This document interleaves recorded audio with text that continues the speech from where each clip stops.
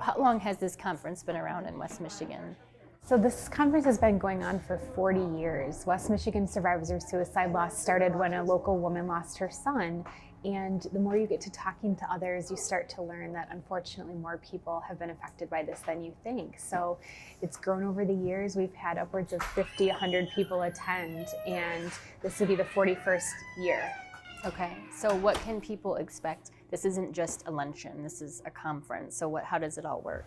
So it starts around 8:30 a.m. and it goes until about 1. We provide a breakfast and a lunch, but it's a day of hope and inspiration. So we usually begin the day with a lovely short documentary from the American Foundation for Suicide Prevention that just sets the tone. And then we have speakers. So we're really excited to have you this year to talk about the loss of your sister. We also have a panel discussion. So we'll have survivors who've lost siblings, parents, children, just to share how that experience has differed between loss types. And then we have networking and lunch, so people can use that time to create a little pin. We have colors that go with the AFSP's colors of who you lost. Mine is gold for a parent. We're making luminaries, and it's really just a time to meet and connect with others. What is the benefit that you've seen first-time attendees experience? What I cannot believe is that I went to my first support group for survivors of loss 11 days after my dad died, and I am now 11 years out. And I remember the moderator of my group and other members saying that they had been going there for 10, 20 years, and I thought, how can you possibly still be talking about this that many years later? I really hope that I'm not still talking about this then.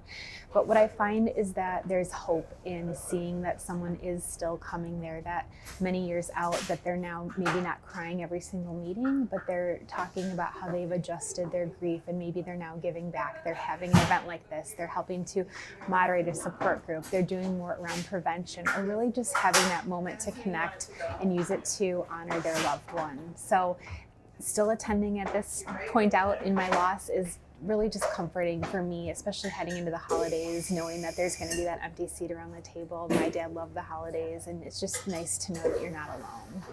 And the holidays do bring so much baggage, I guess. Exactly. You know, one thing that always takes me by surprise is how many people come to these meetings or these events and say, my loved one was the life of the party. They always had a smile on their face. I can say that about my dad.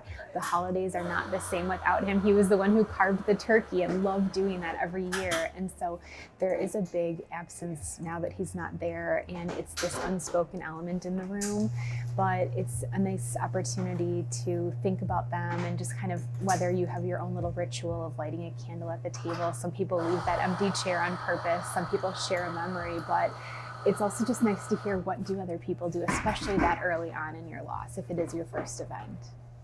Tara used to always have some stupid thing that she would bring, like a turkey hat, or one year she and her husband wore onesie pajamas that had like the Grinch theme on them.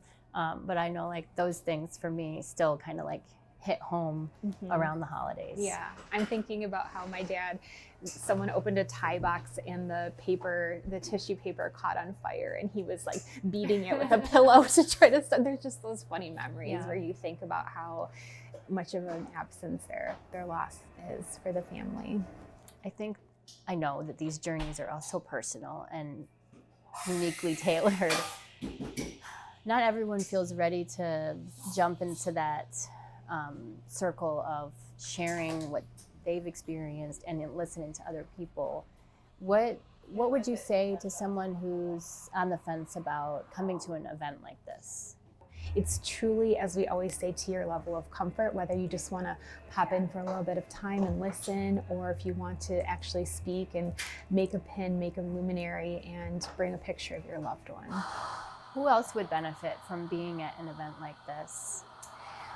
Someone who wants to support the cause. Maybe you're someone who works in mental health and deals with patients who have either experienced a loss or have a friend. We have a lot of people who come who've lost a friend, or maybe they've lost an ex.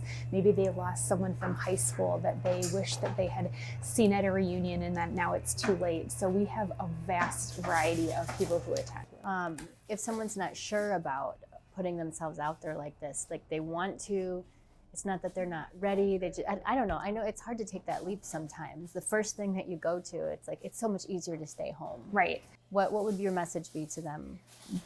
Get in the car and come to the parking lot. We have people who say to us, I had every intention of coming. I put my car in drive and I got there and I just couldn't get out of the car. We have other people who come for a little bit of time and most end up staying when they're there. We do have a professional clinician who's there to talk with anyone who might need a little bit of extra support. But we also have some materials on our website. There's a blog post that I wrote for the AFSP called The Mental Hug That I Needed, and it really describes how days into my first year of loss, I found so much hope and comfort in knowing that I wasn't alone. We also have a podcast. So you have your podcast that people can listen to just understand what is it like, what can I expect. But as I mentioned before, it really is a very, it's low key.